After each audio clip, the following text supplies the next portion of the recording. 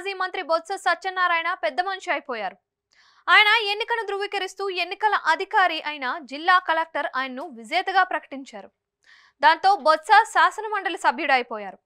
ఆయన పెద్దల సభలోకి తొలిసారి అడుగు పెట్టనున్నారు. బొత్స రాజకీయ జీవితం చూసుకుంటే 1999లో తొలిసారి బొబ్బిలి నుంచి కాంగ్రెస్ తరపున ఎంపీగా ఎన్నికయ్యారు. 2004-2009లలో 2 సార్లు చీపురుపల్లి నుంచి ఆయన కాంగ్రెస్ ఎమ్మెల్యేగా నెగ్గి వైఎస్ఆర్, రోషయ్య, కిరణ్ కుమార్ రెడ్డిల మంత్రివర్గంలో మంత్రిగా పనిచేశారు. 2012 తరువాత ఆయన ఉమ్మడి ఏపీకి పీసీసీ చీఫ్గా కూడా వ్యవహరించారు. కిరణ్ని ఒక దశలో తప్పించి బీసీ నేతను సీఎం చేయాలని హైకమాండ్ ఆలోచించిందని వార్తలు అప్పట్లో వచ్చాయి. అలా రేసులో బొత్స పేరు వినిపించింది.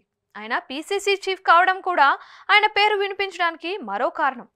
అయితే కాంగ్రెస్ పెద్దలు చివరి నిమిషంలో ఆలోచనలు మానుకోవడంతో బొత్స సీఎం కాలేకపోయారు.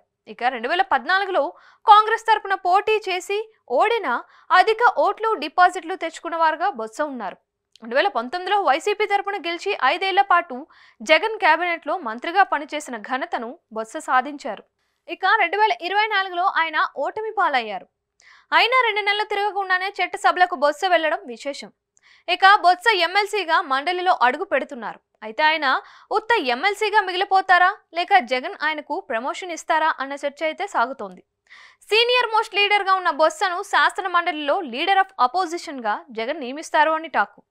అదే జరిగితే బొత్స రొట్టె బిరిగి నేతిలో పడినట్లే. బొత్సను ముందు పెట్టి టీడీపీ సర్కార్ని చెడుగుడు ఆడాలి అన్నది జగన్ వ్యూహం. అదే సమయంలో బొత్సకు ఈ కీలకమైన పదవి ఇస్తే జగన్ కంటే ఆయనే పవర్ఫుల్ అవుతారు. మరి అది వైసీపీ హైకమాండ్ ఎంతవరకు సర్దుకుంటుంది అన్నది కూడా మరో ఆలోచనగా ఉంది. జగన్ అయితే అసెంబ్లీలో జస్ట్ ఎమ్మెల్యే మాత్రమే, కానీ బొత్స అపోజిషన్ లీడర్ అయితే కేబినెట్ ర్యాంక్ హోదాని పొందుతారు. పైగా అసెంబ్లీ కంటే మండలి ప్రతిపక్ష నేతనే ప్రోటోకాల్లో అగ్రపీఠం ఉంటుంది. మరి బొత్స రాజకీయంగా సీనియర్ వ్యూహకర్త. ఆయన్ను నమ్మి పార్టీలో అత్యంత కీలకమైన పదవి, తనకంటే కూడా ఎక్కువ స్థానం కల్పించే విషయంలో వైసీపీ అధినాయకత్వం ఏ విధమైన డెసిషన్కి వస్తుంది అన్నది చూడాల్సి ఉంది. ఒకవేళ బొత్సను సాధారణ ఎమ్మెల్సీగా ఉంచితే ఆయనలో అసంతృప్తి చెలరేగడం ఖాయం. అలా కాకుండా ఆయనకు కీలక హోదా ఇస్తే అప్పుడు ఆయన రాజకీయ దూకుడు వైసీపీకి ప్లస్గా ఉంటుందా లేక వేరే విధంగా ఉంటుందా అన్నది మరో చర్చ. ఏది ఏమైనా బొత్స గెలిచి చూపించారు. మరి జగన్ ఏం చేస్తారో చూడాల్సి ఉంది.